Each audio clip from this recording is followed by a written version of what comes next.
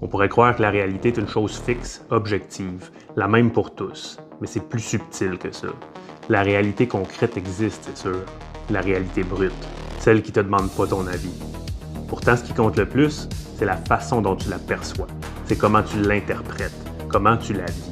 Prends une situation comme la guerre, par exemple. Deux hommes côte à côte. Un la vit comme une catastrophe qui le brise, l'autre comme une occasion de se forger lui-même. La situation extérieure n'a pas changé, mais la réalité intérieure, elle est radicalement différente. Un autre exemple bien parlant aujourd'hui, c'est l'intelligence artificielle. Son arrivée est un fait. Elle est là. Elle partira pas. Elle va toucher tous les secteurs de la vie qu'on connaît et ceux qu'on connaît pas encore.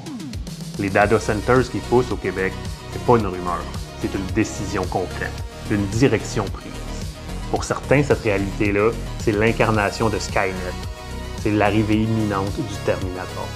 Une menace qui grandit, un outil d'asservissement. Ceux-là voient les data centers comme la preuve que l'oppression s'alourdit depuis 6 ans. Ils ont peur de la technologie, ils s'en éloignent, ils la maudissent. Pour d'autres, la même réalité, c'est un levier. Ils voient l'intelligence artificielle comme un outil pour s'améliorer, pour amplifier leur travail, pour dépasser leurs limites actuelles. Ils l'utilisent à fond, ils accueillent les data centers comme une infrastructure qui va accélérer ce qu'ils construisent. Leur réalité devient un espoir, un terrain de conquête. La réalité concrète, c'est la même, mais la réalité vécue est diamétralement opposée. Et c'est là que tout se joue.